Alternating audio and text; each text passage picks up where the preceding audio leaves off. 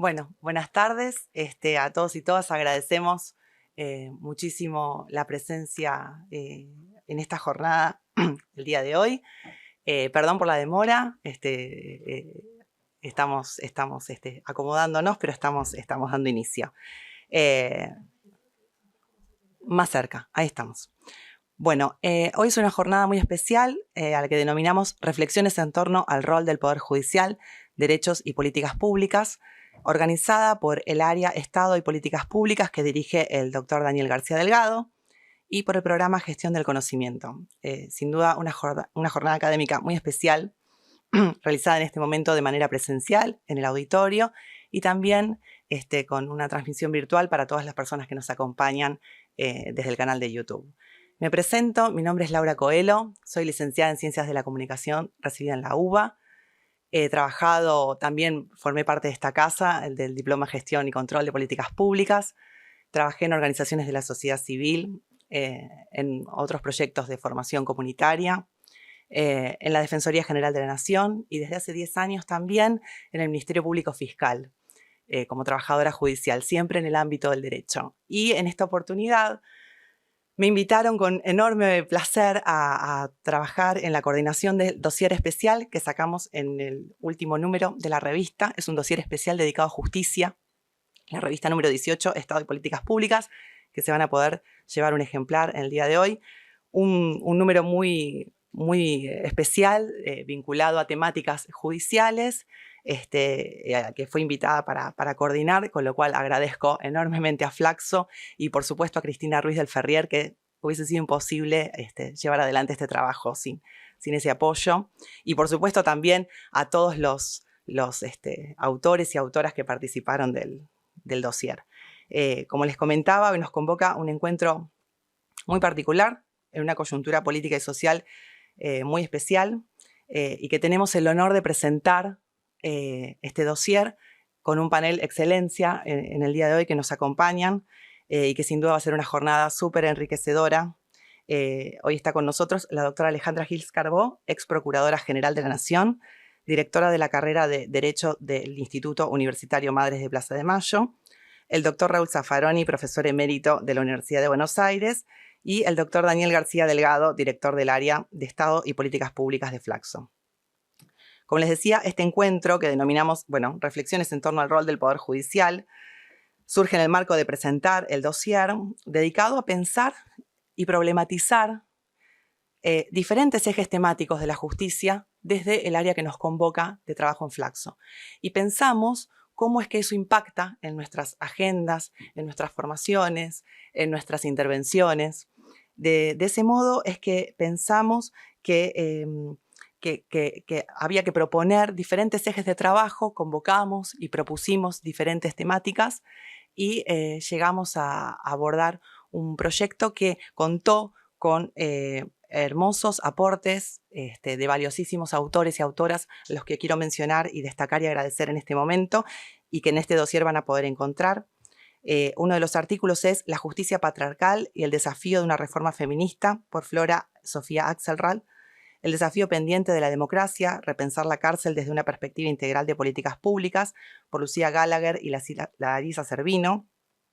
El Poder Judicial y las políticas públicas en los casos de vivienda, avances y desafíos actuales, por Sebastián Tedeschi y Sofía Pochat. Reformas necesarias para el sistema de justicia más igualitario y participativo, por la doctora Gils Carbó. La cuestión judicial argentina, apuntes para su discusión, por Raúl Zaffaroni.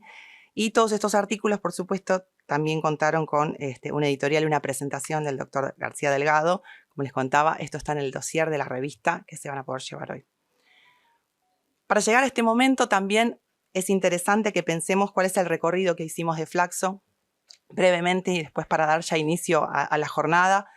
Para llegar a este proceso del dossier, empezamos en el año 2020 a problematizar cuál era la situación y cuál era el rol que podía ocupar Flaxo en un debate tan importante que tenía que ver con la reforma de la justicia, cómo impactaba eso. Y empezamos a armar un ciclo de conversaciones durante los años fundamentalmente de la pandemia, Y empezamos a convocar personas que se dedican a estos temas, funcionarios, funcionarias, que con enorme generosidad se pusieron a disposición y empezamos a trabajar en diferentes ejes temáticos vinculados a la transparencia, vinculados a las políticas anticorrupción.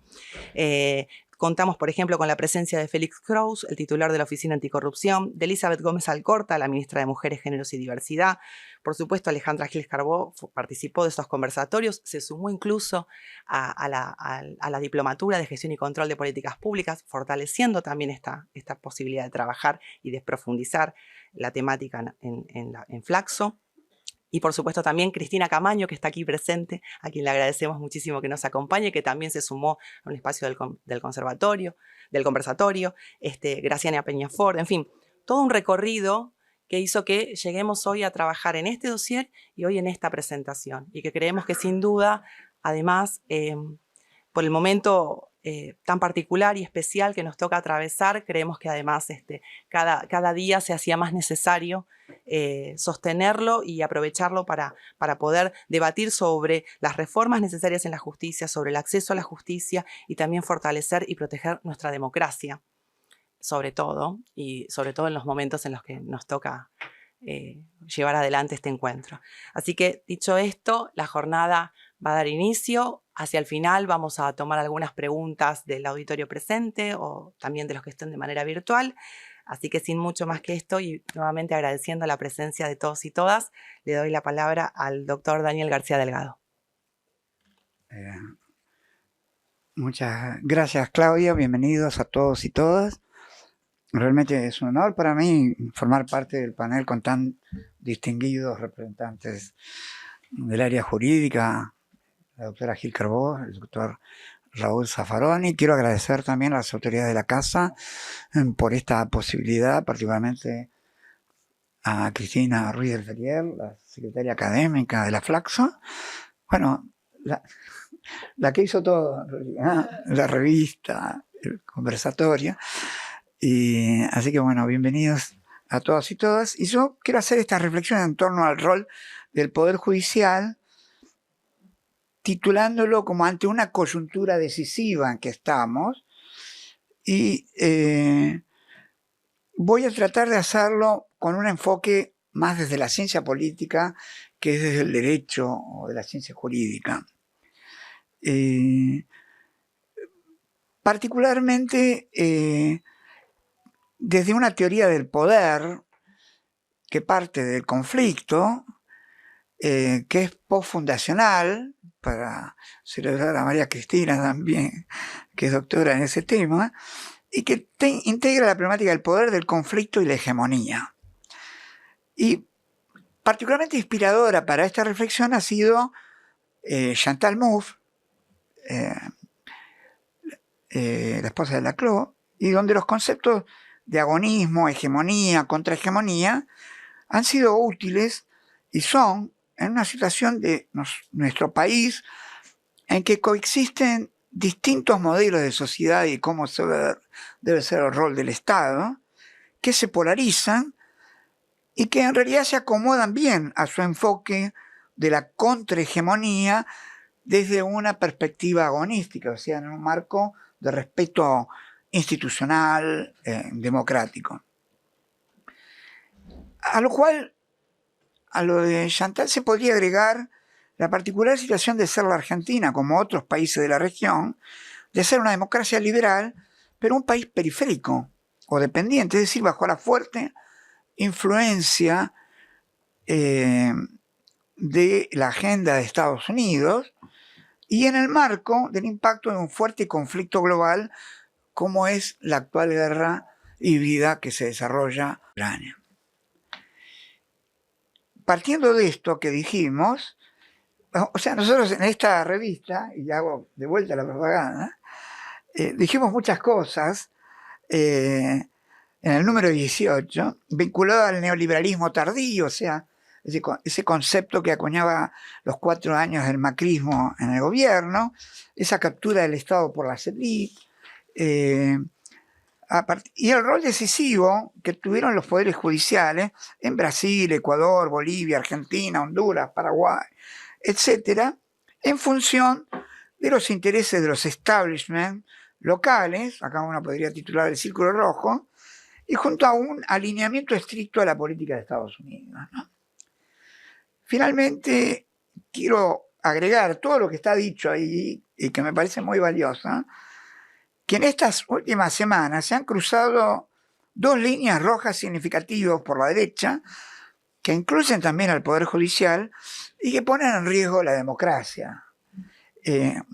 Dos hechos que nos introducen en una coyuntura amenazante para esta y hasta para las elecciones de 2023, más allá también de la fragilidad de constituir un país endeudado y extorsionado por grupos de poder financiero, exportadores y formadores de precios. Entonces, ¿cuál es lo que me interesa responder desde este enfoque político-lógico? ¿Cuáles son estas dos líneas rojas que se han cruzadas y peligrosas para la democracia, la convivencia pacífica y la legitimidad del proceso político?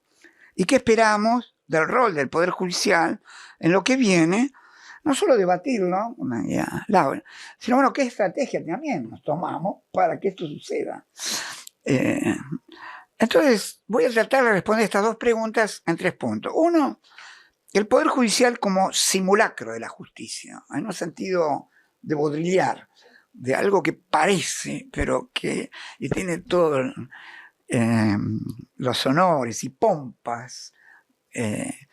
Y uno de los límites o líneas rojas cruzadas en estos días es la que se traza a partir del juicio de vialidad y el alegato final del fiscal Luciani pidiendo la proscripción política perpetua para la vicepresidente Cristina Fernández de Kirchner y 12 años de prisión, asimismo con una sentencia casi ya escrita en complicidad con la Cámara de Casación, casi con todo Comodoro Pi, con una Corte Suprema que va, si no se modifican mucho las cosas, a ratificar esto y que responde al establishment, que fue además esa Corte Suprema en parte nombrada por para terminar de esta manera de complicar severamente la posibilidad de elecciones democráticas con legitimidad en el 2023, con una prisión y proscripción no solo injusta, pero además que van a ser duramente resistidas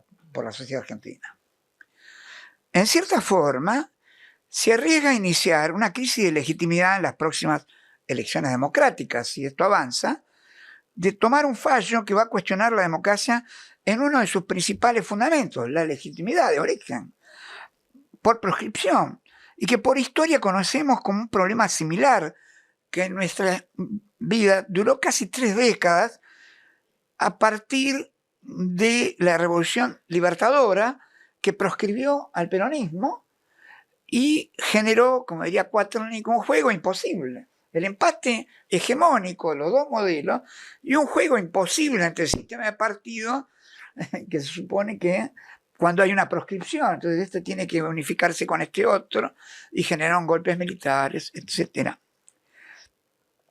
Es decir, este poder penal va a tratar de terminar con la labor ya empezada por Macri cuando asumió el gobierno en 2015, de acabar con la amenaza del peronismo y particularmente del kirchnerismo y Cristina, que es tal vez una de las únicas dirigentes con capacidad de generar una visión alternativa de un país distinto a la que el establishment propone.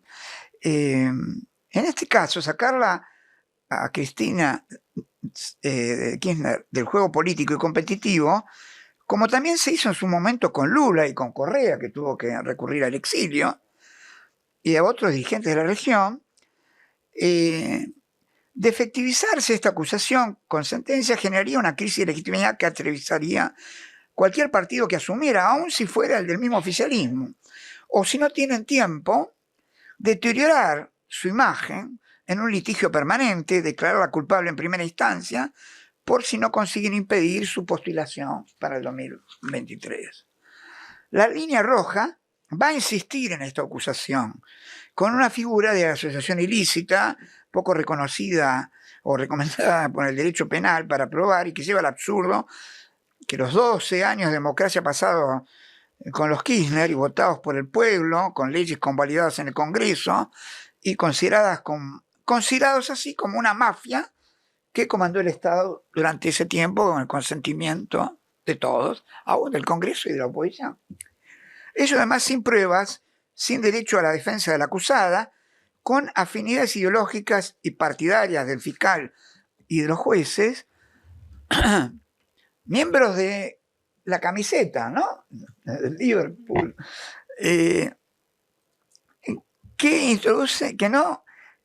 no fueran admitidas como las causales de recusatoria por el tribunal, a pesar de las lógicas dudas que despierta esa promiscuidad con el poder que precisamente busca ese objetivo. Vemos que esto no es la justicia conmutativa aristotélica pensada desde un primer momento en la teoría del Estado, que es un simulacro de la misma, y hacer como si con toda la pompa y distancia que impone el Poder Judicial, y si bien no es aceptable lo que está sucediendo por gran parte de la sociedad, tampoco les importa demasiado. Hay un cinismo y una soberbia y han decidido hacerlo, sin considerar siquiera las posibles consecuencias sociales y políticas que conlleva esta sentencia, o un curso de acción arriesgado, porque el objetivo de sacarle la posibilidad de que sea la próxima presidenta es el objetivo principal. Esta es la primera línea roja que me parece importante destacar. La segunda, cruzada en estos días para la democracia, fue el intento del magnicidio, femicidio de la expresidenta por un principio sicario libertario con cómplices, de buscar asesinar a la persona que el sistema de poder fáctico local e imperial considera como el principal obstáculo para reformular, podríamos decir una palabra, resetear a la Argentina de acuerdo a sus intereses corporativos, de alineamiento geopolítico y de constituir un enclave neocolonial en el marco de la guerra híbrida que está tambaleando a los grandes poderes hegemónicos hasta hace poco. El cruzar esta línea roja fue expresamente la intención de sacar del medio al principal problema del establishment, con la eventual posibilidad de generar una guerra civil larvada, es decir, dar un paso más allá de la grieta, y recordando en la región que fue el asesinato de Gaitán que en Colombia costó casi 40 años de guerra civil y que ahora se intenta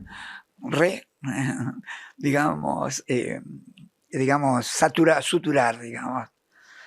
A partir de esto se suman otros elementos sobre el mismo suceso que certifican este cruce de umbral y de este simulacro, cuando la Corte Suprema se toma 12 horas para despedirse sobre el atentado y solo en la figura de su presidente, donde la presidenta del principal partido de la oposición, del PRO, desconoce en principio el intento de asesinato y lo considera como una maniobra política de la oposición. O cuando la oposición no debate en el Congreso sobre lo que acontece porque cree que lo sucedido tenga que ver con algo de la cultura del odio que propalan algunos de sus representantes, o para el periodismo hegemónico que se victimiza porque sería mostrado por el kirchnerismo como parte de la campaña del odio y del lawfare.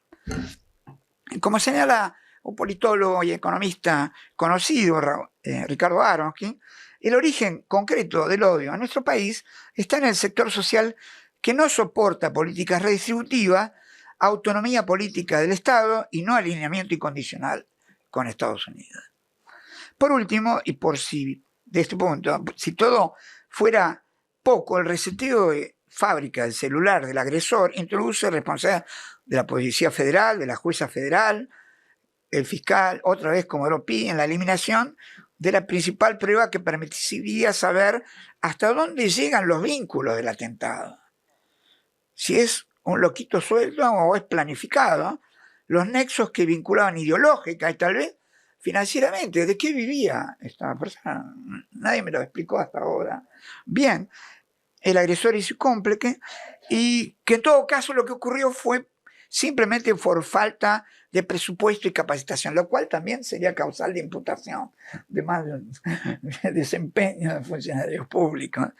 y ya hay acusaciones de un complot, de planes y complicidades que están detrás de las bambalinas, de las escenas que vimos. El segundo punto tiene que ver con otro actor: pueblo, resiliencia y lucha contrahegemónica. A partir de estos dos hechos, creo que hubo respuestas importantes de parte del pueblo llano, que salió espontáneamente en casi todos los lugares del país a defender a CFK y a rechazar los términos de un juicio considerado escandaloso y de la represión en el espacio público por fuerza de seguridad de la Cava, y que luego del atentado del magnicidio llenó la Plaza de Mayo el último viernes, un pueblo que salió de la latencia que lo había introducido el macrismo con su filosofía meritocrática, su primera invitación a la revolución de la alegría, endeudamiento y la batalla cultural a lo Durán Barba durante estos 4 años de gobierno. A lo cual también habría que agregar, esto a riesgo, parte de mi hipótesis, la desilusión experimentada por los votantes del Frente de Todos, generada por una gestión económica y política y una orientación dada por el presidente que pensaba, desde otro enfoque político-lógico, que con el diálogo, buenos modales con los sectores del poder, se podría refondar un liderazgo y un peronismo amigable, sin conflictos a los intereses rentísticos y especulativos dominantes. En realidad es posible suponer, y sigo la hipótesis, como pactos persistentes ante el Poder Judicial en la creencia del presidente de su autodepuración. En realidad no hubo tal, hubo más bien un empoderamiento. Con el sector agroexportador, se autoató el presidente en su primer discurso diciendo que las retenciones solo podían ser declaradas por el Congreso, cuando es una facultad dictada por la Constitución Nacional y que Kirchner utilizó frecuentemente durante esos 12 años. También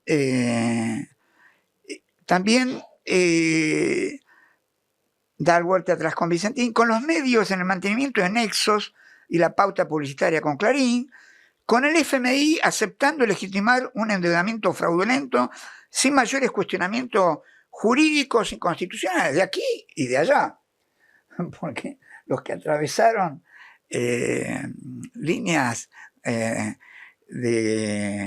fraudulentas o delictuosas, ofensas en el sistema norteamericano, fueron tanto el FMI como la presidencia, sin cuestionamientos jurídicos, habiendo cuestionamientos jurídicos y constitucionales, o no aceptar siquiera la participación del kirchnerismo en la negociación. Así, la movilización se vincula con la idea de resiliencia. Entonces, una palabra se está usando, está de moda ahora en las ciencias sociales. Resistencia lo tomo como un pueblo que resiste a la dominación de las élites. Esto que se expresa en la democracia en las calles como contrapoder al poder fáctico.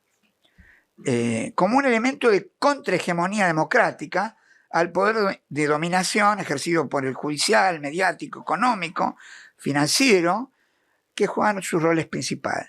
La democracia en las calles es también una vinculación con la teoría democrática no liberal, sino rusoniana. A diferencia de Locke, que el pueblo no puede liderar y solo gobierna por sus representantes, que está introducido en esta Constitución, Rousseau pensaba que en la medida en que el pueblo elegía, quedaba preso y cautivo de estos representantes. Y yo diría que también existe en esta movilización un nuevo humanismo cuestionador del poder y una economía que atentan contra lo social, lo ambiental, bienes públicos, que demanda paz social, una cultura de encuentro, como señala el Papa Francisco, y una visión distinta de los intercambios del poder mundial, más que de amenazas, sanciones y conflictos militares. La movilización esta coincide con enfoques teóricos más participativos de los nuevos movimientos sociales, del postindustrialismo, y esta movilización es expresión de una democracia directa, participativa, en la medida que la decisión de los representantes de la ciudadanía, como se ha probado, y las consecuencias desigualitarias del modelo de capitalismo neoliberal han terminado por generar esta desconfianza en la democracia liberal que se experimenta no solo aquí, sino en muchos otros lugares y aún en países centrales. El pueblo se movilizó para respaldar acificante el alegato exacerbado del fiscal, la represión y el intento de magnicidio, en una movilización que de alguna manera, recuperaba de esta forma un relato, un liderazgo y la percepción de un futuro posible mejor. La esperanza, tan clave en la política como en el valor de las promesas electorales. Nos estamos acostumbrando a bajar a una vara de utopías minimalistas. No esperar más, bueno, que no aumente más el precio. Que pueda llegar y pague esto. O que los subsidios no me terminen. Digo, más bien, eso es casi a lo que queda sumergida la democracia, como posibilidad.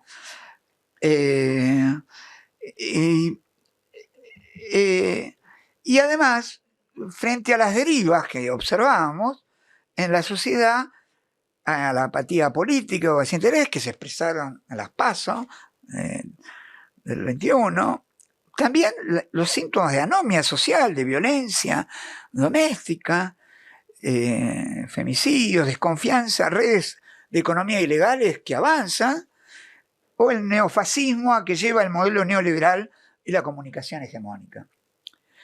Constatamos así que el rol del Poder Judicial es la de ser el de un partido judicial, con un programa de dominación de clase, del gobierno de los jueces destinados a generar lawfare, encarcelar adversarios políticos, generar impunidad en la propia clase dominante y ser el encargado de sacar del medio al principal obstáculo que tiene la Argentina para convertirse en una democracia custodiada por un gobierno de los jueces, un poder no democrático y estamental.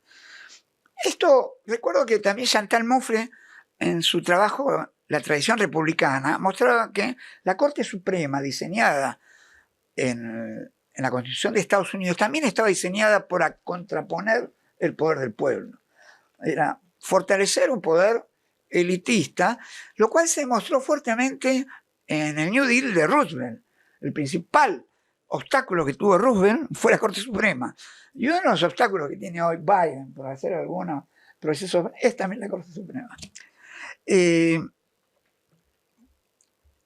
Bien, y por último, salir de la ingenuidad sería el último punto. A partir de estas constataciones, el primero tal vez que salir de la ingenuidad que la oposición es racional, es responsable, o que se podría dialogar o hacer algún pacto para modificar esto, pero en realidad no tiene una posición dialógica, es irresponsable, no apoya el presupuesto, se sale del debate, apoya cuanto peor mejor, en palabras tan finas de un senador cordobés, juez, tan delicadas como decir, lo que tenemos que hacer es no dejarlos gobernar. Me parece que no se van a comportar en una cultura de diálogo y negociación y van a continuar en la misma línea a pesar de estas líneas que se tuvo hasta ahora. Tampoco creo que la solución del problema jurídico planteado pueda ser esperable solo de buenas defensas, que las hay y que hay que hacerla, porque la modificación del dictamen acusatorio, como diría la misma acusada, ya está escrito, y el agonismo de Mouffe se transforma así en plantearlo como una confrontación política a asumir, con estrategia para impedir que estos planes de proscripción, violencia represiva, cultura de odio, se terminen convalidando y que seamos a partir del 2023 una factoría sin historia, sin justicia, ni conmutativa, ni distributiva. Otra ingenuidad es que las respuestas a este conflicto son solo jurídicas. Sí, pero también son políticas.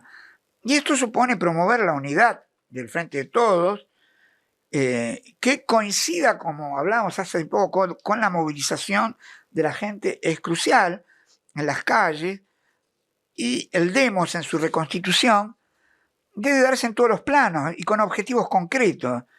no pensarse como una CGT corporativa que en sus últimas declaraciones habló de una huelga sin movilización y sin apoyar a CFK. Digamos, explícito por Andrés Rodríguez, su PCN, algo que todos del Estado conocemos, ¿no? Porque ha gobernado con todos los gobiernos.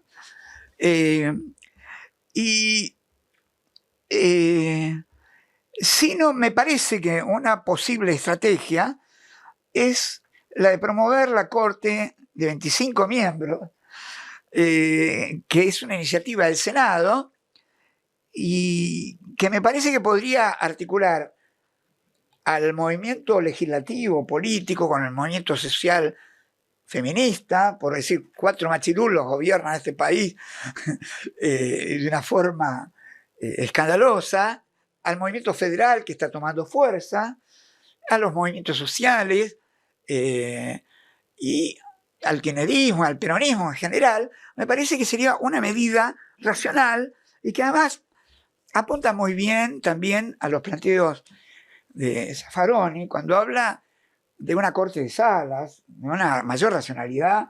Hay gente que entiende, si no entendés de medio ambiente, ¿por qué vas a? O laboral, o civil, o comercial. Además, tiene muchos países esta constitución más amplia y que me parece que hay que pegar en la cabeza del Poder Judicial. De una manera legal, pero con una estrategia que movilice fuerza, genere sorpresa y conquiste a aquellos diputados que están en medio de la grieta porque son federales y representan a sus provincias. ¿Y por qué no van a tener también parte de ellos en esta distribución del poder? Y en vez de tener los 4, lo tienen 25.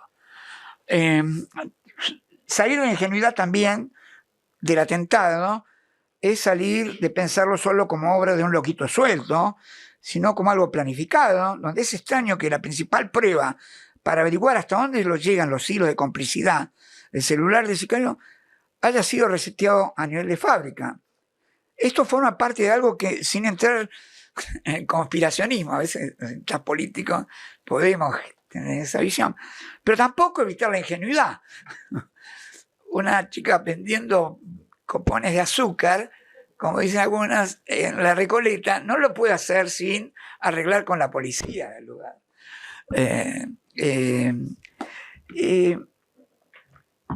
Entonces, se trata de salir de una imagen de responsabilidad a un lumpen sin futuro, no se entiende de qué trabajaba, dónde recibía ingresos, como único responsable junto a su pareja, y dejar de considerar la cultura del odio que fabrica estos grupos sobre la confusión que los medios crean sobre el mismo hecho, si realmente existió, o que pone en duda si no sería un armado ex propósito para victimizarse, o como Arroyo Salgado dice, bueno, es algo similar al atentado de Nisman.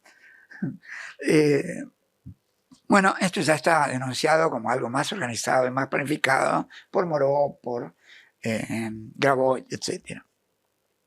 Por último, salir de la ingenuidad también tiene que ver con ampliar el foco sobre el Poder Judicial como problemas como Comodoro Pi, la Corte Suprema, y del enfoque de transparencia y ética pública que se constituyeron durante el macrismo, donde los culpables siempre eran los políticos de la oposición, no los empresarios o los grupos, las corporaciones, etc.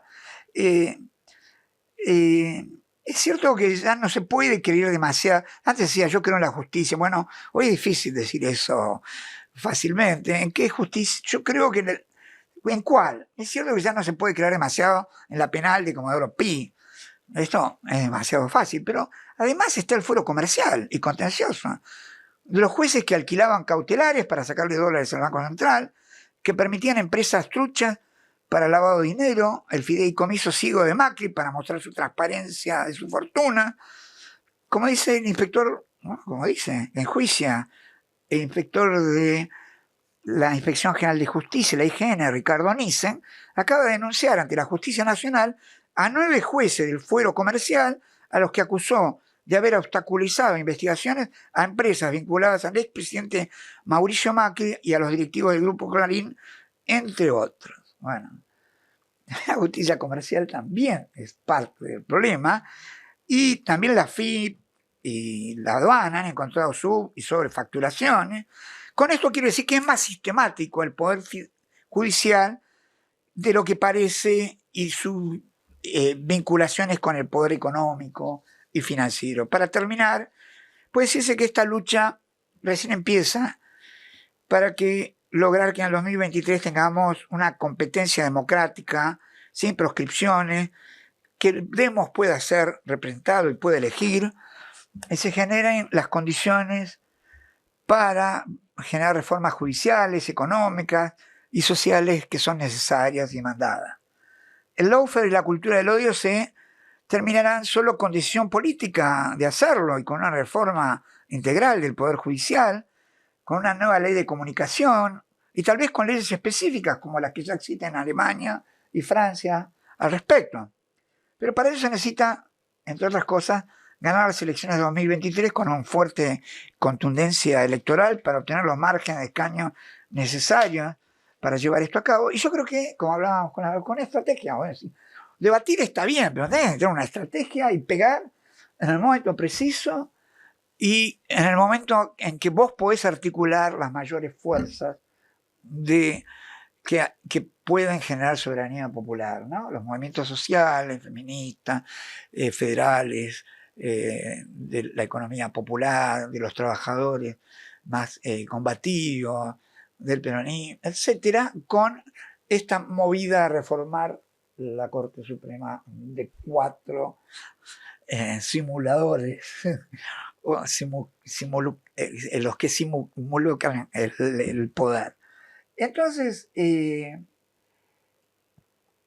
esta lucha también me parece que debe darse en todos los espacios políticos. No es una cuestión local, es nacional, provincial, pero también regional, porque ¿por qué no invocar a la Corte Interamericana de Justicia? ¿Por qué no convocar a la CELAC a debatir sobre el lawfare en nuestro país y en la región o instancias internacionales? Lo que supone plantear una lucha y una estrategia integral para lograr estos objetivos. Esto incluye también el papel nuestro de la academia, los científicos sociales, y que es la de debatir, investigar, también hacer consciente el nuevo umbral y la necesidad de ser exitosos también. No basta rajarse las vestiduras, qué barbaridad. Tenemos que lograr alguna epopeya, alguna épica con éxitos para el pueblo, porque si no la desilusión y la subjetividad que se genera sobre eso hacen fácil a las élites conquistar el poder. Entonces, con esto termino. Me parece que esta lucha es cultural, teórica, intelectual, comunicacional, donde se define el destino de nuestro país, si democrático, igualitario y con autonomía, o como enclave extractivista para el rentismo, endeudamiento y fuga de estados capturados y democracias controladas. Muchas gracias.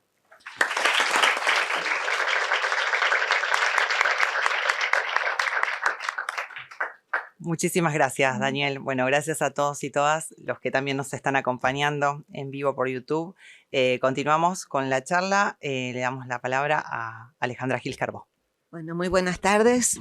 Bueno, para hablar del rol del Poder Judicial ante la gravedad de los hechos históricos que vienen aconteciendo, no puede dejarse de encuadrarlo dentro de este proceso político, social y cultural que muestra una profundización de la violencia antidemocrática. Pudimos asistir a un ascenso de un discurso autoritario, incluso fascista, desde inicios de la campaña del gobierno de Macri. Ahí comienza no solo un discurso, sino acciones, ¿no? Como la de, justamente hablando del rol del Poder Judicial, poner y sacar las principales autoridades del Poder Judicial Federal, procuradora y ministros de la Corte, por afuera de la Constitución, violando, ya sea por persecución política o nombrando jueces por decreto, lo que ya verdaderamente era quebrar desde el vamos el Estado de Derecho, lo que sí puede calificarse como una acción fascista.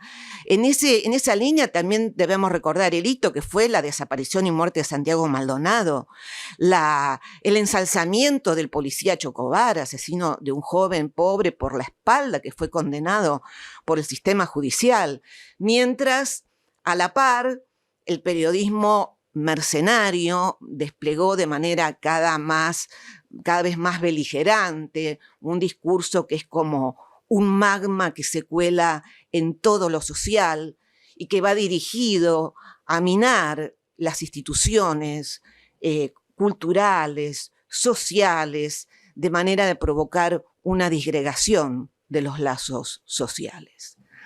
Este es el escenario donde aparecen dos protagonistas visibles, que son el cierto sector del Poder Judicial con el aval de las altas jerarquías, porque de otra manera, si hubiera habido algún acto, alguna decisión que hubiera manifestado disconformidad con este uso antijurídico de las herramientas legales para la persecución política, no hablaríamos del aval, pero esto es algo evidente.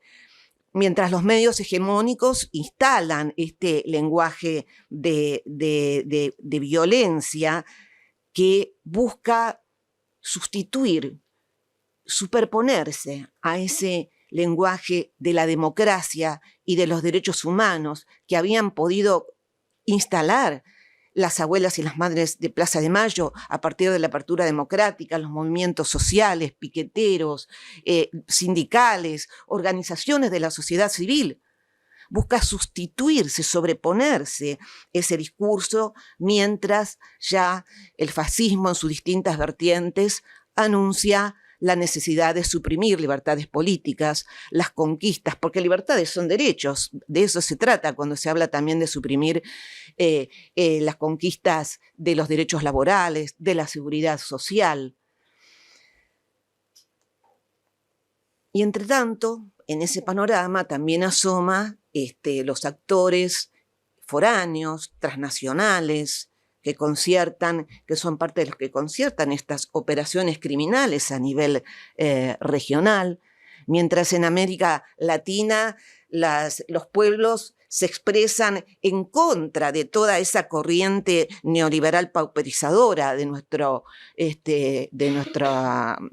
continente, en las urnas, y sin embargo aquellos presidentes de izquierda, de centroizquierda que vienen asumiendo se ven también limitados en llevar adelante sus gestiones o en producir cambios estructurales. Estos son los escenarios en que suceden estos hechos.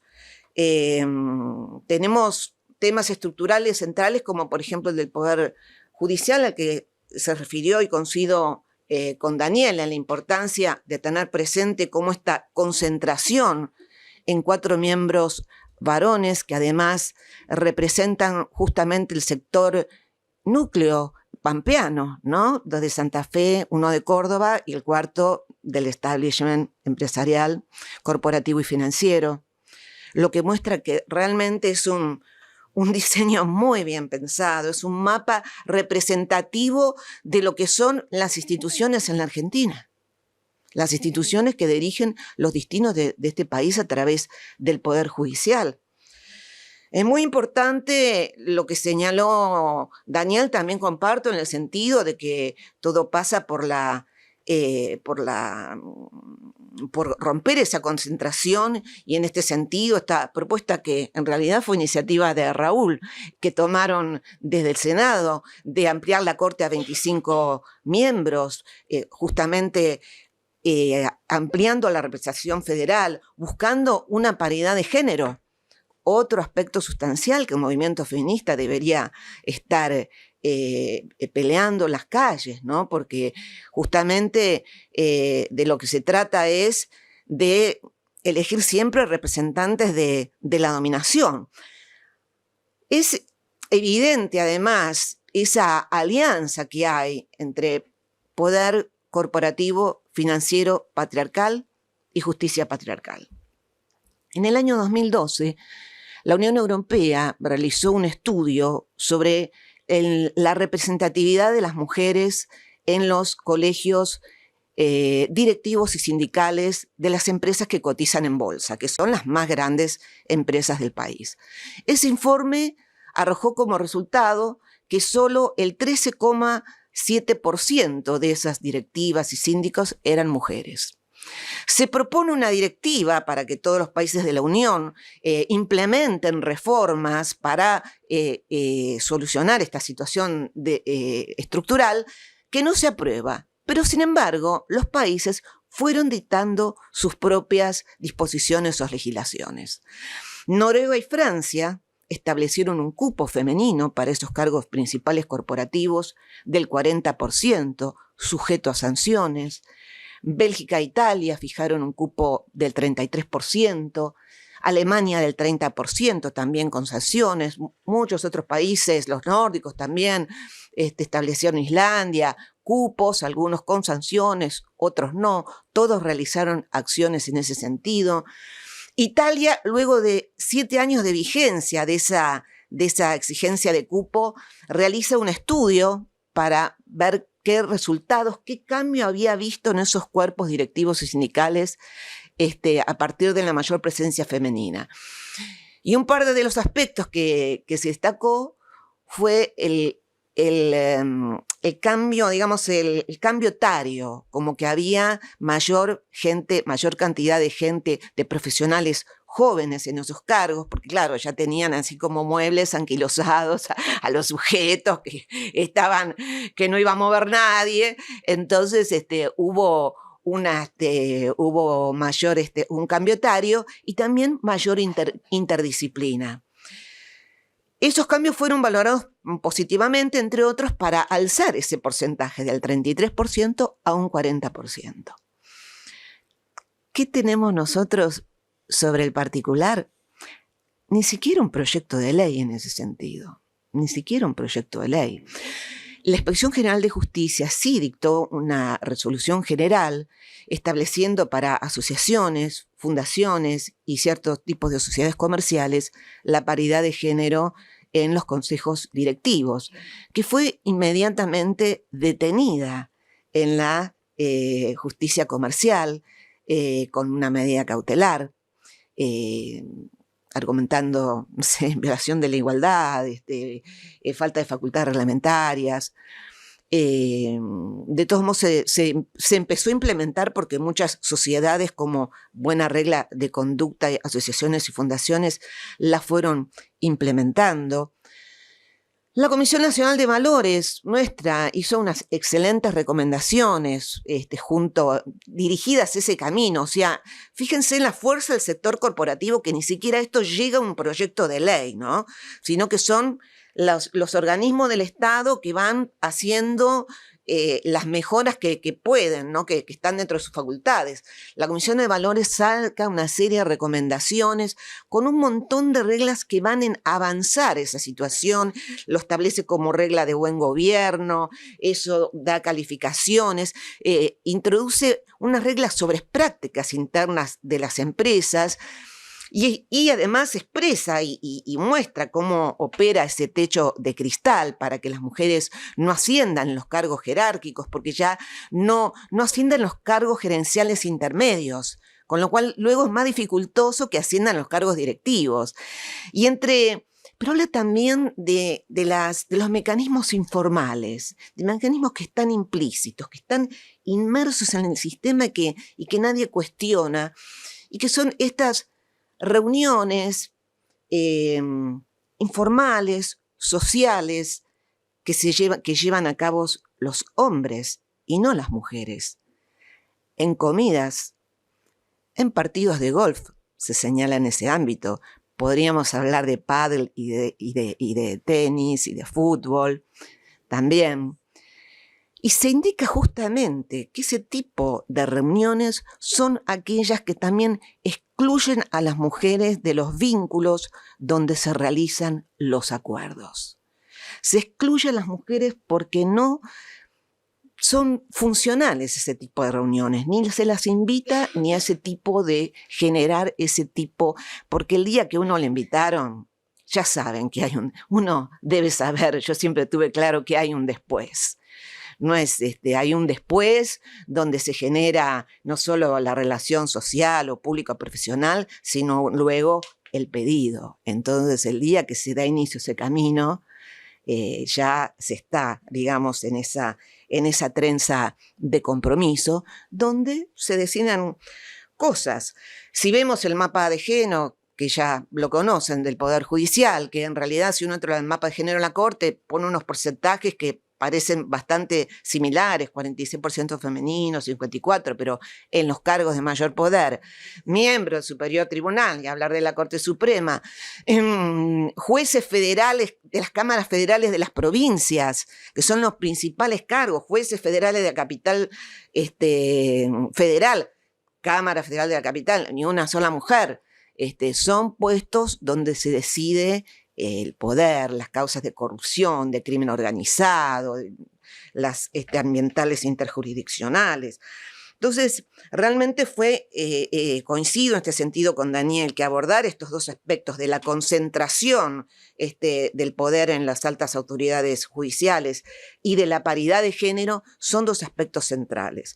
Y luego también nos preguntamos, bueno, ¿cómo llegamos a que esto no pueda cambiarse? Porque las ideas están, pero las ideas y el trabajo está, ¿no? Porque cuando no es que se dejó pasar el tema del lawfare, se trabajó muchísimo en la comunicación, en la construcción de un debate político, en la transparencia. Acá está presente Cristina Camaño con todas sus denuncias sobre la utilización de la AFI para espionaje, para generar, para condicionar funcionarios, jueces, para generar pruebas ilegales que después eran presentadas con formas de cuadernos que también aparecían en otros países.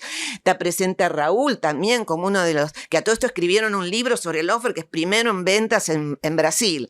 O sea que fue una acción regional de defensa de Evo Morales. Se llegó a obtener el pronunciamiento de relatores de organismos internacionales denunciando este hecho. Sin embargo, ¿y cómo es que seguimos en la misma situación? Y entonces hay otro escenario estructural sobre el que hay que reflexionar, y es sobre esa transformación que ha tenido durante el tiempo el rol del Estado debilitándose. De aquel Estado liberal de los inicios, del modelo agroexportador, aquel Estado mínimo que pasó a ser un Estado social constitucional con la Constitución del 49, en la misma línea que los países del occidente europeo, esa época del Estado de bienestar, de las conquistas sociales, de la lucha del movimiento obrero que generó toda esa ampliación, primera ampliación de los derechos, ¿no?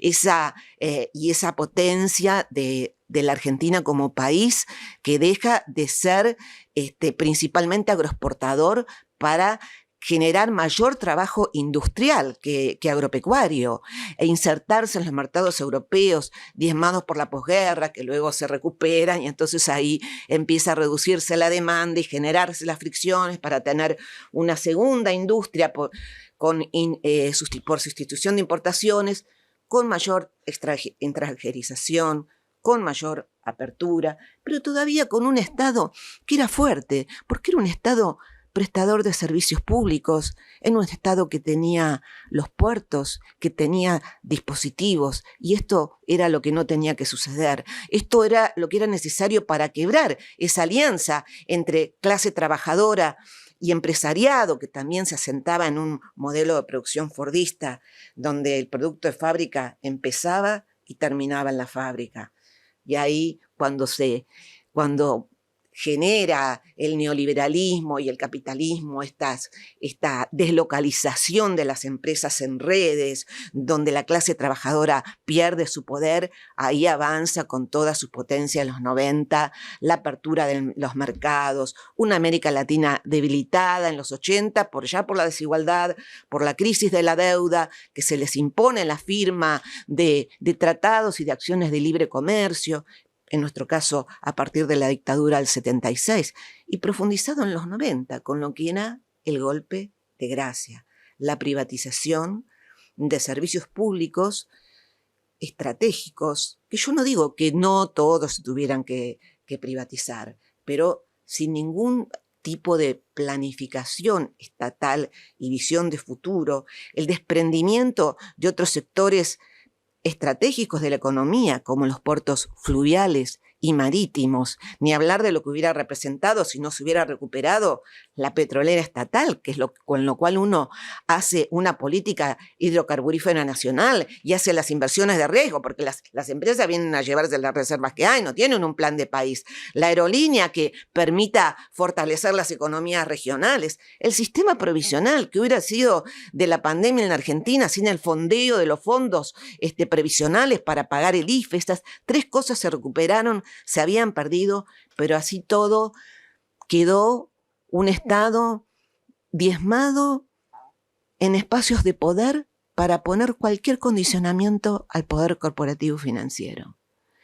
Diezmado en dispositivos, en posibilidad de gestión y de acción directa para planificar, al desprenderse del control de los puertos, de todo el cauce fluvial del Paraná, al perder posiciones de dominio, quedando como un Estado regulador, con agencias reguladores de estos servicios esenciales, donde opera una fuerte capacidad de lobby para una fuerte captación del Estado que se hizo ya en su máxima expresión durante el macrismo, poniendo a los CEOs de las empresas como ministros de las áreas que tenían que regir los destinos del país para el interés general de la sociedad y no para el sector empresarial en cuestión. Este Estado debilitado por obra de abrazar estas reglas simplificadas de apertura, de liberalización, de no regulación, que solo le sirven a los países centrales, que tienen industrializaciones tempranas, que tienen ese circuito virtuoso de tener crédito barato, porque a los empresarios de acá también se les hace difícil, allá tienen crédito barato, mercados abiertos, vínculos, posiciones geopolíticas para incidir sobre la colocación de sus productos.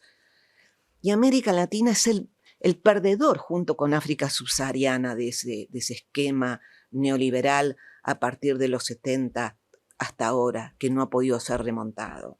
Distinto fue lo que hicieron otros países como del este asiático, como Corea, Taiwán, ni hablar China, que sería todo un tema, donde en vez de hacer lo que decía el consenso de Washington, sí, abrieron sus mercados con un Estado fuertemente intervencionista, con un Estado que trabajó fuertemente la formación de capital humano en ingenieros asalariados, dándole dinero a las empresas, sí, pero disciplinándolas, exigiéndoles estándares, exigiéndoles incluso cómo se planificaba el modelo corporativo, no permitiendo el acceso a lo que se quisiera, sino trabajando para las economías de escala y generando un proceso de aprendizaje y mejora de la tecnología con un fuerte intervencionismo, con banca pública, con control de las finanzas, tierras públicas en China. Por supuesto que también podemos hablar de gobiernos no democráticos que tenían una gran poder de coacción, un gran poder de meter presos trabajadores para que no haya sindicatos, pero también empresarios para que no fuguen capitales y no jueguen con la moneda. Pena de muerte. Después no se la aplicaban, pero primero se la hacían creer un buen rato. Así sacaron esas economías adelante y la pusieron a altura de potencias desafiantes. Mientras este discurso de la apertura en América Latina no solo trajo estados con una autonomía relativa muy deficitaria para imponer sus acciones. Y eso es la situación que se está viviendo, que parece que se va de las manos. Las universidades de Derecho, que si me toca hablar, porque hablamos del rol del Poder Judicial, que son las escuelas también del pensamiento abstracto, del neoliberalismo, de un lenguaje, porque justamente lo que hay que recrear es un lenguaje que se sobreponga a todo este proceso. Un lenguaje que se sobreponga al lenguaje de la violencia y en el caso de los profesionales que justamente se forman para poder desarrollarlo, un lenguaje que ponga el acento en las instituciones, una reconstrucción de nuestras instituciones. A mí realmente me llama mucho la atención cuando los abogados toman, incluso de distintos espectros de pensamiento, la palabra corrupción, que ya tiene un contenido que le ha asignado una propuesta autoritaria antidemocrática. Por eso me puse contenta cuando vi la revista de Flaxo de esta diplomatura que hablaba de la captura del Estado. No hay que hablar de términos genéricos que no indican nada. Corrupción, costo de transacción, ¿dónde está detrás lo humano, lo social? No, captura al Estado, conflicto de intereses, llamar las cosas con su nombre, esos nombres que ellos no quieren. Ese es el trabajo para los estudiantes, para los profesionales, que es trabajar sobre la fortaleza institucional de este país que vemos resquebrajada, además cuando pasan las cosas que pasan, custodias que no están cumpliendo su función, juzgados que pierden la principal prueba para esclarecer un magnicidio, lo cual es un papelón internacional, como un cirujano que va a operar con el bisturí embarrado. Trabajar por las instituciones y recrear un lenguaje que sustituya este lenguaje del fascismo que avanza con violencia exterminadora. Muchas gracias.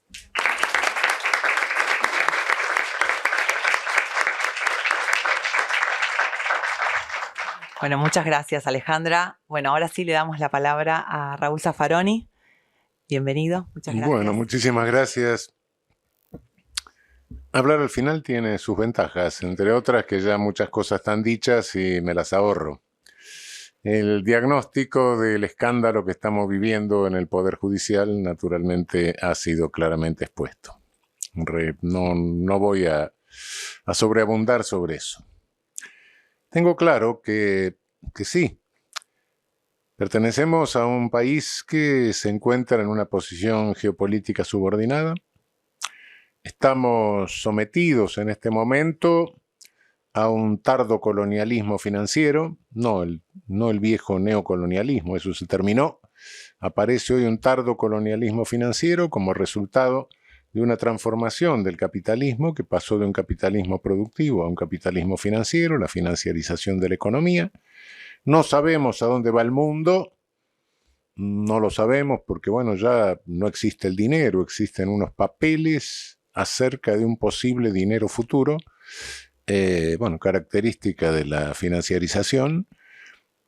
Las grandes economías tienen comprometidos un PBI o un PBI medio, 2 PBI en endeudamiento en el norte. ¿Hasta cuándo puede seguir ese endeudamiento? Convertir a esos papeles que prometen dinero futuro en dinero es imposible. Dado que habría que cuadruplicar, triplicar, cuadruplicar la producción mundial, que está estancada. De modo que sí, efectivamente, es obvio que necesitamos una integración regional para saber qué va a pasar en este momento, que no sabemos si es una crisis final del capitalismo, lo cual tampoco es para alegrarse, porque no hay modelo de recambio. Muy probablemente haya una situación caótica en algún momento. Sí, todo eso soy consciente, evidentemente. No sé si exactamente en la Argentina la polarización se puede sintetizar en izquierda y derecha. Me parece que es demasiado simplismo, donde acomodaron sus glúteos los diputados franceses hace 200 y pico de años. Es muy... Sí, se puede hablar naturalmente de derecha e izquierda, pero teniendo en cuenta que nuestra polarización central es soberanía o colonialismo. Todo esto tengo conciencia, pero ¿cómo llegamos a esta situación en nuestro Poder Judicial? En este marco. Este marco es el marco de poder mundial y regional. Pero observo, sí, bueno, lo mismo ha pasado, el lawfare, sí, pero no es exactamente lo mismo. En Bolivia... no es que se prestaron gustosamente muchos jueces a practicar el lawfare durante la dictadura de Áñez, sino que eran amenazados por grupos civiles armados, amenazado su familia, incendiaron domicilios. En Ecuador el traidor de Lenín Moreno sustituyó a la Corte Constitucional y puso a sus amigos, sustituyó funcionarios, arregló el Poder Judicial a su gusto en función de una consulta popular que se hizo, consulta que no se declaró contraria a la Convención Americana de Derechos Humanos por interferencia del señor Almagro en su momento. En Brasil, que tiene una estructura de poder judicial mucho más burocrática que la nuestra, por así decir, no sé qué sucedió en un momento dado, pero lo cierto que pasó algo que acá es imposible o inconcebible que vaya a pasar, que fue que el Tribunal Supremo anuló todo el aparataje de lawfare que llevaba adelante el juez Moro, que por otra parte apareció junto a nuestro desaparecido juez Bonadío, rodeando a un presidente de nuestra Corte Suprema sonriente. Bien, entre otras cosas, bueno, mismo presidente de la Corte Suprema que secuestró por unas horas a un senador para que no asumiera en el Consejo de la Magistratura y otras cosas por el estilo. ¿Cómo llegamos a esta situación? Bueno, llegamos a esta situación por algo que son enormes defectos institucionales. Yo desafío a cualquiera a que lea todas las constituciones de América y todas las constituciones de Europa y me diga si encuentra un poder judicial más irracionalmente institucionalizado que el nuestro, y le aseguro que no lo va a encontrar. No ignoro que pasar del deber ser al ser, habrá algunas constituciones que se quedan en el deber ser, pero aunque sea en el plano normativo, no lo van a encontrar. Nuestra estructura judicial es la más irracional del derecho comparado. Me refiero, bueno, a los países de nuestra tradición, no sé, no he analizado lo que pasará en Irán o cosas por el estilo. Esto de decir, bueno, defectos institucionales, bueno, sí, qué sé yo. En la Argentina, cada vez que se habla de institucionalización y de democracia y de libertad, etcétera, la gente nos mira y dice esto, y tienen razón. Porque nosotros nunca tuvimos a Hitler, a Mussolini, a Stalin, ni siquiera un Franco. Tuvimos una serie de dictadores o dictablandos que mencionaban todos esos valores y realmente los arrastraban por el fango, ¿no? Los negaban ellos mismos, ¿no? Revolución libertadora fusiladora, bueno, sí. Proceso de reorganización nacional. Bueno. Entonces, claro, nuestro pueblo, cada vez que le mencionamos esas cosas, dicen, bueno, cuidado, ¿qué me está diciendo este? Hay una desconfianza en lo institucional en nuestros pueblos. Y los defectos institucionales, bueno, pasan desapercibidos, se los pasa por alto, mientras hay personas que son más o menos, no digo normales, porque nadie lo es, pero son más o menos razonables, hasta que un día llegan los peores, y entonces explotan al máximo esos defectos institucionales. Ahí es cuando se notan, salen a relucir, como ¿qué pasó? Y pasó eso. Pasó que había un agujero, un orificio enorme, que no se había ocupado por la maldad, pero un día llegaron los malos, y un día llegaron los peores. Y llegaron. Y cuando llegaron, entonces viene el escándalo, y pudieron llegar porque nadie se ocupó de corregir esos defectos. Nuestra clase política nunca se ocupó de eso. Pero también debo pasarle cierta cuenta a la academia. Tampoco la academia se ocupó. En derecho nunca nos enseñaron estas cosas. Apenas alguien mencionaba como instituciones exóticas, cortes constitucionales, en fin, pero era como si haciendo la exégesis de nuestra Constitución y de nuestra legislación vigente todo estuviera fenómeno. Y los politólogos, que son los que realmente tendrían que saber de esto, porque es una cuestión de ingeniería institucional, tampoco se ocuparon. Ni siquiera tampoco los politólogos fuera de la Argentina. Creo recordar por ahí a Carlo Guarnieri en Italia, Boaventura de Sousa Santos en algún momento. Y en nuestro país, si ustedes buscan bibliografía sobre historia política de nuestro Poder Judicial, aparece que el Poder Judicial nunca tuvo historia política. Van a encontrar alguna cosa, ¿sí? Algunos folletos, alguna cosa, pero muy, muy poco. Una pobreza franciscana en la producción de esto. Primero, porque en derecho no se enseña. Segundo, porque los politólogos tampoco se ocupan. Y esto ha quedado en el vacío.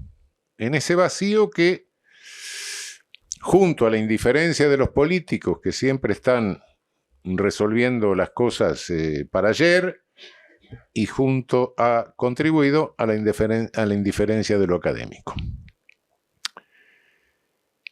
El resultado es este que tenemos ahora. Resultado que hace que tengamos una... No voy a repetir lo que escribí, pero realmente somos sumamente originales. Hasta temo que alguien venga a decir que esto que tenemos es el modelo judicial argentino. Temo mucho de eso. Otros dicen, no, tenemos el modelo norteamericano. Mentira, no tenemos el modelo norteamericano. El modelo norteamericano tiene un stare decisis en cuanto a las decisiones en materia constitucional de su Corte Suprema. Son obligatorias para todos los jueces de los Estados Unidos. Acá no. Acá la declaración de inconstitucionalidad llega a la Corte Suprema declara la inconstitucionalidad o la constitucionalidad, y cada juez sigue haciendo y declarando lo que se le da la gana. Primera circunstancia. Segunda circunstancia. Estados Unidos tiene códigos por estados. Nosotros tenemos códigos únicos para todo el país. Lamentablemente no tenemos nadie que unifique los criterios de interpretación de los códigos, una casación nacional. En consecuencia, regido por el mismo código, la misma conducta de un lado de un puente resulta delictiva, del otro lado del puente al sujeto le dan una medalla y lo consideran un héroe nacional. O de este lado de la General Paz puedo hacer un contrato y del otro lado de la General Paz me lo declaran nulo. Bueno, semejante anarquía que por otra parte no soy el primero en observarla, dista mucho de esto. A tal punto es que en la Constitución de 1949 Enrique Sampay lo había tomado en cuenta y había establecido el stare decisis y la casación nacional. Yo soy un fenómeno biológico, pero en 1949 yo estaba en la escuela primaria en primer grado, de modo que no tuve nada que ver con la Constitución de Sampay, ¿no? No fui yo que se lo dije a Sampay. En fin, ¿a qué llegamos hoy? Llegamos a una justicia federal, es decir, cuidado, nosotros no pasamos ninguno de los raros procesos de los otros países del lawfare. Nosotros vivimos las consecuencias de un error institucional nuestro y del aprovechamiento de ese error institucional. Esa es la particularidad que tenemos respecto de los otros países que han sido víctimas del lawfare. Ahora, tenemos un poder judicial, tenemos jueces, 3.000 jueces debe haber en el país. Yo no sé, entre Comodoro Pi, Corte Suprema, algunos fiscales, no creo que el número de funcionarios y jueces comprometidos supere los 20 o los 30. Es una minoría. El resto no tiene nada que ver. Y realmente si alguna responsabilidad le incumbe es que no se ponga de pie para denunciar lo que está sucediendo. Pero nada más. Son 20 o 30 ubicados en posiciones estratégicas, posiciones claves. Y tengo una tremenda duda y quizá diferencia, quizá con Alejandra.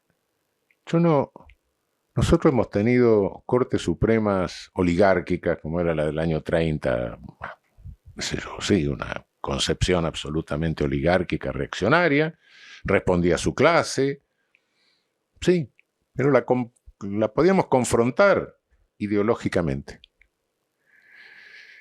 Después tuvimos la corte de la mayoría automática, neoliberal, etcétera, con privatizaciones detrás de todo el programa de Cavallo, pero bueno, se la confrontaba ideológicamente. Hoy tenemos una corte con 4 ministros que no sé ideológicamente quiénes son ni para dónde van. No puedo hacer una confrontación ideológica. Hay una ideología detrás de esto. Hay actitudes, sí. Intereses, sí. Pero ideología, no. Ni siquiera la ideología neoliberal. El neoliberalismo es una ideología encubridora de esta financiarización de la economía y de este tardocolonialismo financiero. Es una ideología, bueno, con sus evangelistas, Friedrich von Hayek, Ludwig von Mises y algunos otros. Pero yo no sé si esto saben o alguna vez han leído un poco lo que es esta ideología, pero no son defensores de esto. No sé. Es algo desconcertante realmente. Una Corte Suprema que se toma la libertad de decidir en materia epidemiológica sin consultar ningún perito. Una Corte Suprema que en algún momento dijo, bueno, el reconocimiento de la competencia de la Corte Interamericana es relativo, porque yo voy a juzgar hasta dónde la Corte Interamericana tiene competencia. Fenómeno, si hacemos así el derecho internacional no queda nada. Bueno, podría seguir en el tono de... No solo eso, han pasado una cosa, el famoso 2x1. Sí, fue una grosería, pero fue peor grosería el cambio de posición de la Corte, porque hubo 2 votos que por primera vez en nuestra historia hicieron aplicación retroactiva de una ley penal más gravosa. No fueron sinceros de decir, bueno, cambié mi posición, sí, he reflexionado, es legítimo que me hayan hecho reflexionar, casi la unanimidad de todo el Congreso de la Nación, y por ende cambio mi posición. No fue eso. Con el pretexto de que era una ley interpretativa, hicieron aplicación retroactiva de una ley penal más gravosa, por primera vez en nuestra historia. En fin, podría seguir con estas cosas, pero lo grave del caso es que cuando llegamos a la instancia suprema, no tenemos un tribunal, tenemos una fábrica de decisiones que practica un fordismo muy particular. Emite casi 20.000 decisiones por año, una cada media hora. Se supone que no duermen, no tienen sábados y domingos, lo cual ya de por sí está mostrando que eso es una ficción. Pero en segundo término, las emiten 5 personas, ahora 4, porque son como los indiecitos, que se supone que conocen todas las materias del derecho. Y eso no hay nadie que conozca todo el derecho. Y no solo eso, la Corte ocupa hoy casi toda su actividad, salvo unas 100 o 150 causas, en resolver cuestiones que se llaman de arbitrariedad. Es decir, la Corte ha asumido, sin que la Constitución lo diga, sino que pretorianamente decidió, a lo largo de décadas en una larga historia, que es competente para declarar la nulidad de cualquier sentencia que considere arbitraria, de cualquier materia, de cualquier tribunal del país. Cuando una sentencia es arbitraria, se han escrito varios anaqueles de esto, pero en definitiva una sentencia es arbitraria cuando me perjudica. O cuando no me gusta. Esto es, en el 95% de los casos rechaza los recursos por arbitrariedad, pero se queda con los 300.000 pesos que cada uno debe pagar para llegar a la corte. Es una forma de recaudación también. Ahora lo aumentaron en el último tiempo, 300.000 pesos. En definitiva, debo confesar que tuve 20 años de juez y me habré equivocado muchas veces, pero era yo que me equivocaba. Y que cuando delegaba y le encargaba a alguien, proyectame tal cosa, lo leía y lo corregía. Lo corregía yo. Después llegué a la corte y me pasé 11 años donde yo no sabía lo que estaba firmando. Me lo traían. Y cuando le encargaba a alguien que me hiciese un proyecto, después lo miraba y si no era de mi materia, de derecho constitucional, penal o algo de administrativo, lo miraba y le decía, ¿estás seguro de lo que escribiste? Así funciona nuestra Corte Suprema. Es cierto, hoy beneficia a un sector, pero la vida política y el poder es transitorio, cambia. Esto no ofrece seguridad a nadie. No ofrece previsibilidad. No sabemos qué va a resolver cada tribunal. Cuando ustedes consultan a un abogado, normalmente, y yo también lo hago si me hacen la consulta siempre, digo, vamos a hacer el máximo esfuerzo, pero no puedo garantizar el resultado. Y ningún abogado lo va a garantizar. ¿Por qué? Porque no tenemos previsibilidad. Es cierto que la previsibilidad no es la única condición de la seguridad jurídica. Bueno, puede ser previsible un tribunal que condene a todo el mundo a muerte, lo cual no es ninguna garantía. Pero es uno de los presupuestos elementales de la seguridad jurídica. Y eso no lo tenemos.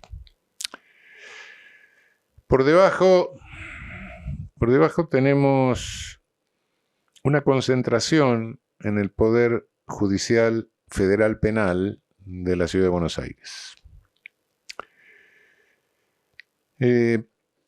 Hoy estamos asistiendo, yo no sé por qué no se ha considerado que son jueces federales todos los jueces nacionales de la Ciudad de Buenos Aires. Ha habido un proyecto, ese proyecto, no sé, murió en las cámaras. Ni siquiera se impulsó eso, que hubiese servido para descongestionar o descentralizar ese enorme poder que tiene la Justicia Penal Federal de Buenos Aires. Hasta hace poco tampoco teníamos un proyecto que nos proporcionase, decir, bueno, ¿cuál es la salida de esta situación? ¿A dónde vamos? Algo hay que hacer, pero ¿qué hay que hacer? Y cuando yo decía, bueno, pero hay que sentarse a pensar qué es lo que hay que hacer, me decían, ¿y cómo lo vas a hacer? Primero necesito el qué y después el cómo. Y el qué no lo teníamos. ¿Qué hacemos en el marco de esta Constitución vigente? Bueno, el proyecto de una Corte de 25 es una salida. Ahora hay un proyecto, por lo menos. ¿Se votará? ¿No se votará? ¿No será el momento? ¿No estarán los votos en el Senado? ¿No estarán los votos en la Cámara de Diputados? Es probable. Es probable. Pero una iniciativa queda. Y el día de mañana, cuando esto siga adelante, los escándalos se multipliquen y ya nadie se considere seguro, en ese momento viene el momento del escándalo máximo en que todos gritan, hay que resolver esto. Y en ese momento alguien pregunta, bueno, ¿y cómo? Bueno, por lo menos hay un proyecto. Ese momento va a llegar. Va a llegar porque el defecto institucional hace que los peores que llegaron se sientan reafirmados en su poder, sobre todo por un poder que tiene también alguna reafirmación transnacional, que los hace sentir muy seguros, y van a seguir adelante cometiendo atrocidades hasta que llegue el momento del escándalo, del gran escándalo, y en ese momento del escándalo tenemos un proyecto. Yo insisto en que no podemos continuar en esta materia, ni en ninguna otra con Tania. There is no alternative. No. De esa manera no se puede llevar adelante ni entusiasmar a nadie. Ni una campaña, no. La gente se encolumna detrás de proyectos. Yo sé que en este momento resucitarán aquellas cosas del gobierno de los jueces, la dictadura de los jueces, todas esas cosas, sí, resucitan. Pero en definitiva la dictadura de los jueces no existió nunca. Lo que hoy existe tampoco es una dictadura de los jueces. Lo que hoy existe es una total arbitrariedad judicial, condicionada por las cúpulas que tenemos. Control de constitucionalidad es necesario, pero ¿qué control de constitucionalidad tenemos nosotros? ¿Qué control de constitucionalidad nos garantiza esta Corte Suprema?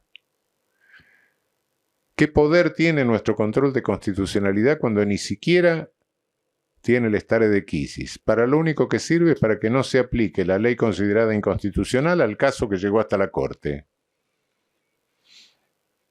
Bueno, ¿somos un Estado constitucional de derecho o somos un Estado legal de derecho? A lo cual sumamos otro problema que es ancestral. En alguna medida el pobre Alberdi quiso copiar el control de constitucionalidad de los Estados Unidos, pero por otra parte, cuando tuvimos que nutrir nuestra doctrina civil, penal, administrativa, etc., fuimos a buscar la Europa continental, que eran estados legales de derecho que no habían conocido el control de constitucionalidad, porque Europa conoce el control de constitucionalidad recién en la última posguerra. Hubo algún intento anterior, pero ¿qué pasó? Esa contradicción hace que todavía tengamos un cuidado tremendo a la ley infraconstitucional y posterguemos la supremacía de la ley constitucional. Y lo hace nuestra doctrina, y lo hacen en nuestras facultades de derecho. Y por otra parte, y con esto termino, creo que estamos sufriendo algo que en el plano académico, todo esto es resultado, toda esta indiferencia ante esta problemática, etcétera, es resultado de una suerte de esquizofrenia que está afectando a nuestras ciencias sociales. Diría que casi de un solipsismo. No era así, no era así. Pero ahora estoy viendo que la economía acaba en un modelo matemático, cuyo valor de verdad es la no contradicción interna del sistema. La sociología se vuelve funcionalista sistémica, en versión norteamericana, en versión alemana, todo funciona así dentro del sistema. Y el derecho se convierte en un sistema normativo de deber ser, con tal que las normas no sean contradictorias. Y el ser se quedó afuera. Y la economía, cuando le digo a los sociólogos funcionalistas sistémicos, bueno, sí, cumple su parte, pero...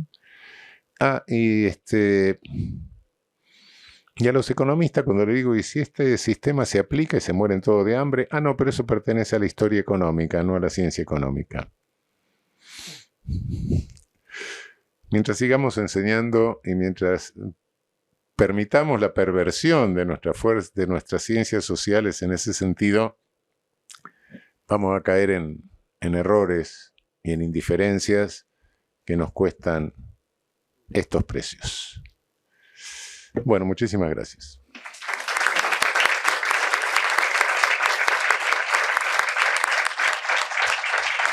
Bueno, muchísimas gracias, Raúl. Como dijimos al inicio, la idea es que si hay algunas preguntas o inquietudes del auditorio, las podamos trasladar. Lo mismo a las personas que están siguiendo a través del canal de YouTube. Así que si alguien, para después eventualmente hacer algún cierre, si alguien quiere acercar algunas palabras, alguna inquietud a todo lo que estuvimos conversando y reflexionando, que es enorme y muy diverso, así que las invitamos, si alguien quiere acercar a alguna consulta, lo dejamos abierto, lo mismo de manera online. En particular, yo les quiero agradecer la presencia de todos acá, nuevamente la posibilidad de poder trabajar en este documento mientras nos organizamos si surgen preguntas y escucharlos me trajo infinidad de reflexiones, seguramente a ustedes también. Como les contaba al inicio, yo no soy politóloga, no soy abogada, tampoco soy socióloga, soy licenciada en Ciencias de la Comunicación. Y pensaba que quizás parte del desafío por delante es poder articular mundos, poder articular estos lenguajes que necesitamos, poder fortalecer las instituciones, como bien lo presentamos acá, y el compromiso que tenemos que asumir todos y todas desde ese lugar. Cuando surgió la posibilidad de trabajar en este dossier e incluir estas temáticas, tenía que ver con eso. Cuando nos juntamos con Daniel, con Jorge, con Cristina, decíamos, bueno, la posibilidad de acercar mundos, ¿no? Porque pareciera que el mundo del derecho, que el mundo de las leyes, están hechos a veces de una forma encriptada, de una forma difícil para acceder.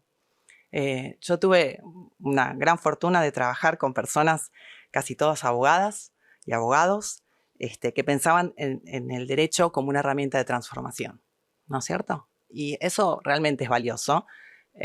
Tuve la posibilidad de trabajar con la doctora Gil Carbó, de también compartir experiencias de trabajo con Cristina Camaño. Y lo que decía Raúl, ¿no? De las personas que contamos con los dedos en el ámbito de justicia, pero que están y que creemos que son las que tenemos que poder recuperar y articular. Y que estos materiales y que estos debates fortalecen todos esos espacios, porque realmente estamos en una situación en la que hay que asumir compromisos, en las que hay que pensar y comprometerse desde la academia, desde las personas que tienen poder de decisión, de las personas que diseñan políticas públicas, de las personas que proponen reformas judiciales y cómo se impacta en nuestras vidas cotidianas, la seguridad jurídica, la seguridad de las instituciones. Y creemos que este camino tiene que ver con eso. Así que creo que me parece que nos compromete a todas las personas y a todos los que trabajamos en las ciencias sociales en general, poder seguir fortaleciendo estos espacios y hacernos, bueno, eco también de lo que haga falta para poder generar las transformaciones que tanto acá se mencionaron y se destacaron. Así que, bueno, Daniel, si querés hacer algún comentario, algún cierre en especial mientras hay unas preguntas. Ah, perfecto. Ay, Cristina ahí nos da una mano. Genial. Bueno, sobre todo para que se escuche para los que están a distancia, que nos están siguiendo de distintas provincias de nuestro hermoso país. Felicitan obviamente a todas las exposiciones y al panel en particular.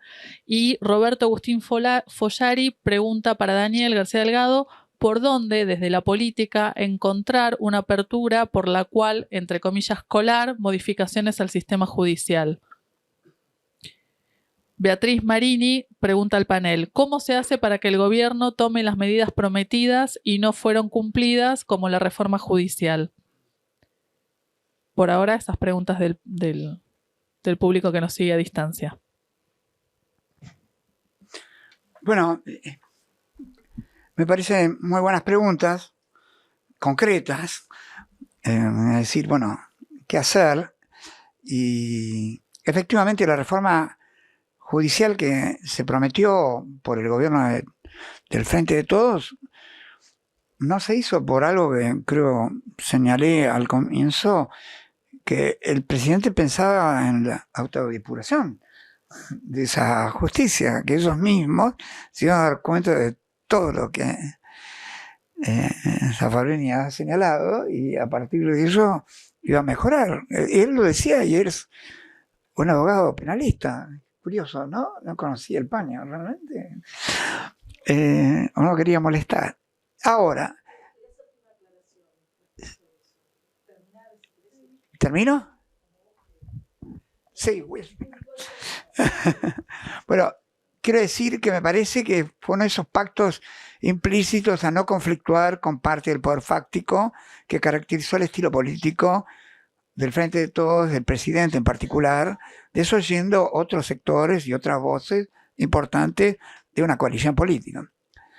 Eso por un lado. Por otro lado, yo creo que hay que encontrar una estrategia, un punto de ataque, de lucha contra esta configuración que en la Corte Suprema tiene su expresión tal vez más deleteria, más negativa, y en que podemos generar coincidencias y consensos bastante amplios. De esto no va más. Esta Corte, con estos miembros, estos pueden estar, pero esto hay que reformarlo, y existen fuerzas políticas, sociales, que tienen que articularse para modificar la Corte Suprema de la Nación. Creo que este proyecto, no sé si vos lo iniciaste inicialmente, de la Corte de 25 miembros, con salas, con un fortalecimiento federal, con un fortalecimiento de la racionalidad de las cuestiones de las salas, de sentenciar sobre lo que se sabe, no sobre lo que no se sabe, de una distribución del poder mayor en un país que es federal, pero solo de nombre. Me parece que tiene en este punto, con lo que también señalaba Alejandra Gil Carbó sobre el tema patriarcado, y sobre lo que sentimos sobre esta sensación de impunidad sobre la clase dominante, y esta sombra que se cierne sobre una dirigente que con más o menos buenas intenciones ha tratado de hacer algo diferente y que ha conflictuado al poder local y transnacional. Me parece que ese es un punto a explorar para una estrategia que no sea simplemente debatir todo está mal, tirarlo muy down. Ok, está muy mal, pero algo hay que hacer bien. Empezaría por ahí, juntaría lo que dijo Gis, lo que vos dijiste, y le agregaría este elemento politicológico. Necesitamos estrategia, articular, coordinar fuerzas y pegar con sorpresa en un punto en donde podamos conseguir la mayor relación de fuerzas posible. No sé si es factible, pero igual intentarlo modifica la escena pública.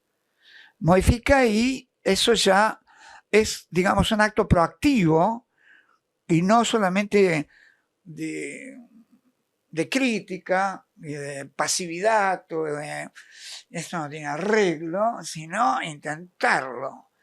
Y me parece que varios sectores, hablando, movimientos, se podrían articular en esta lógica. Es la que veo yo como más factible en este momento para hacerla. A vos. No, coincido, ¿no? Coincido con vos en que el presidente dijo que el Poder Judicial se tenía que autodepurar. Sin embargo, él hizo una reforma judicial que me parece que fue muy importante, y fue la modificación del artículo 4 de la Ley de Inteligencia de la 25520, en donde prohibió que los agentes de inteligencia colaboren con la justicia, que sigan siendo auxiliares de la justicia. Y eso, que es algo que por ahí no se conoce o no se dice tanto, es lo que rompió esa promiscuidad que hacía que la gente de la AFI salga a hacer espionaje ilegal. Y creo que eso hay que revalorizarlo de alguna manera. Por eso te lo quería aclarar. Después el resto coincido con vos. Pero fue una reforma judicial. Pero small. Finalmente hay otras. Light no, se terminó el espionaje. Digo, small puede ser, pero no light. Hay otros grupos de inteligencia que están funcionando en simultáneo, ¿no? Transnacionales, y que también operan con mayor libertad todavía en estos círculos del poder, ¿no? Que abarca Corte Suprema, Embajada, organizaciones de inteligencia, el Deep State. Pero esos son inorgánicos, esos siempre estuvieron. Eso es inorgánico, esos siempre estuvieron, esos no tienen ley. No, Estamos por hablando supuesto. de poder ordenar un lugar que hizo todo tipo de No, espionaje. pero quiere decir que esto que está detrás del magnicidio no está la gente o agentes de la AFI, pero pueden estar otros, de otros lados. Quiero agregar algo. Porque en realidad, si la autodepuración no estaba funcionando, ¿para qué dieron el golpe institucional de liquidar el Consejo de la Magistratura para pasarle poder a la Corte? Yo, salvo la propuesta de ampliar la Corte a 25, que me parece brillante por lo factible, porque uno está concertando ahí a todas las fuerzas federales y darle la oportunidad a cada gobernador de poner un candidato, todo el resto de las revoluciones pensadas en la justicia, yo no las veo factibles. Primero no había mayorías parlamentarias para sacarlas. Y hay un equilibrio democrático, digamos, de que cuando viene un gobierno, digamos, toma la mayoría del Consejo de la Magistratura, tiene más posibilidades, realmente, aunque hay concursos que dejan, que permiten no un gran margen de discrecionalidad, o por lo menos lo acotan en alguna medida, cada gobierno tiene la posibilidad de poner candidatos más afines a su perfil de Estado que tiene pensado cuando hace la selección. Y eso da un equilibrio. Viene uno, viene el otro. Ahora, cuando este gobierno empezó con hacer los concursos y vieron que se podían reemplazar jueces en Comodoro Pi, en la Cámara Federal, que Macri había designado por traslado, por vías ilegales, dieron el golpe contra el Consejo, o sea que la autodepuración no es del todo una mala palabra. Cuando una institución funciona y los nombramientos se hacen como se estaba haciendo, con concursos públicos correctos y que estaba funcionando. Estaban por nombrarse jueces importantes que hubieran significado una diversificación del plantel de estos jueces principales de la instancia federal de capital, y eso se impidió por vías ajenas al Estado de Derecho. Lo impidió la Corte, resucitando una causa vieja, diciendo que lo que se hizo durante 13 años era inconstitucional y que ahora no se puede hacer más, y tomando para sí misma el poder de manejar el Consejo de la Magistratura. Entonces, quiero, digamos, no sacarle un poco al tinte negativo la autodepuración, porque creo que se dijo en ese sentido. Raúl, vos querías... No, quería aclarar lo siguiente, no me quiero atribuir un proyecto que no es mío. De cualquier manera, sí, es verdad que desde que yo estaba en la Corte, bueno, tardé un año en adaptarme en mi cabeza al funcionamiento de la Corte, y esto no puede ser. Y empecé a decir en ese momento que necesitábamos una Corte por lo menos de 15 jueces, que en materia de arbitrariedad se dividiese en salas. No en materia de constitucionalidad, porque eso puede ser que esté prohibido. Según la Constitución hizo una Corte, pero bueno, como la arbitrariedad no es algo que sale de la Constitución, sino que se lo atribuyó la Corte, bueno, ahí no veo inconveniente en que se divida en salas. Pero bueno, eso lo escribí varias veces, lo dije, lo reiteré. Reiteré que por otra parte no costaría mucho en una ley, ya que un día se atribuyó resolver las nulidades por supuesta arbitrariedad, se podría reforzar un poco y en función del principio republicano de gobierno, de la exigencia de racionalidad, establecer una casación nacional en la Corte. No creo que se pueda hacer en otro lado. Y por otro lado, bueno, si el día de mañana tenemos la suerte de poder hacer una nueva constitución, no habría ningún problema en que la Corte quedase como tribunal de casación, como el Tribunal Supremo Español, como la Corte de Casación Italiana, el Oberlandesgericht alemán, austríaco, etc., y tener una Corte Constitucional que funcione. No oculto que me gusta el modelo europeo, por supuesto, el modelo continental europeo. Pero de pronto, en un momento, los gobernadores plantearon esa iniciativa porque la Corte se convierte en el árbitro de la coparticipación federal. Es un problema que tenemos hace 170 años, que determinó la secesión de la provincia de Buenos Aires en 1853 a 1860. Y bueno, y las provincias perdieron en Pavón. Y ganó Mitre. Y Mitre nombró la primera corte. Y la primera corte la integraba, entre otros, un señor que le había aconsejado a Lavalle en la primera tentativa de Lofer. Es decir, ármele un proceso antes de fusilar a Dorrego. Lavalle, como decía el general San Martín, que era una cabeza de una espada sin cerebro, no le hizo el proceso, lo fusiló directamente. Pero bueno, la primera tentativa de Lofer fue protagonizada por uno de los ministros de la primera corte de 1862. ¿Sí?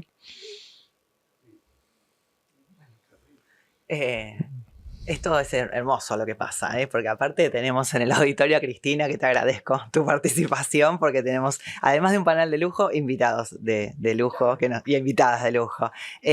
Bueno, Dani, si querés, vamos cerrando. No sé si hay algunas otras preguntas. Por el tiempo creo que estamos ajustados de tiempo ya. Si hay alguna otra pregunta, ¿cómo no? Sí. Espera. Así puede salir. Perfecto. Bueno, Alejandra había hablado de igualdad, Daniel había dicho que más que decir hay que hacer un montón de cosas, y Raúl le pegó en el palo cuando habló del ser, y es donde yo me quedo, digamos, porque generalmente todo lo que pasa con el Poder Judicial y todo lo que pasa en este mundo va más que nada por el mercado, y nos olvidamos de algo importante. Nos olvidamos del humano, nos olvidamos de las leyes que en vez de representar mercados tendrían que representarnos a nosotros. Y ahí es donde me parece que le pifiamos y donde no le ponemos el eje más que nada, digamos que todo debería ser, digamos, en función a que nos proteja a nosotros y la igualdad, y digamos, el humano tendría que estar arriba de todo. Eso era lo único que quería decir. Gracias, muchas gracias. Daniel. Sí, de acuerdo con lo que vos dijiste. El Estado tiene que ser un Estado de justicia. Desde Aristóteles ya viene esa visión, y debemos estar penetrados también de un nuevo humanismo en esta época postindustrial, sociedad digital, del conocimiento, en donde el poder mundial está en juego en este momento. Creo que es un marco también para pensar oportunidades, y no simplemente lo que se perdió, sino la que podamos explorar ahora. Y en ese sentido, el panel a mí me resultó muy estimulante en las dos versiones, Icarbó y Zaffaroni, y me parece que me resultó creativo y estimulante en el sentido de entusiasmar para seguir en esta línea de intercambios, de diálogo, de las ciencias sociales, que perdón por los déficits de los politólogos, pero en realidad los que han gobernado siempre han sido abogados, no politólogos. Pero bueno, vamos a intentar subsanar, y ya hicimos una primera aporte, así que les agradezco a ustedes particularmente, a todos los presentes que nos han escuchado, trabajar en esta línea de interfase de la ciencia política, la ciencia jurídica y la reforma del Poder Judicial. Muchas gracias a todos y a todas. Muchas gracias. Está a disposición si quieren llevarse la revista antes de retirarse. Muchas gracias a todos y todas.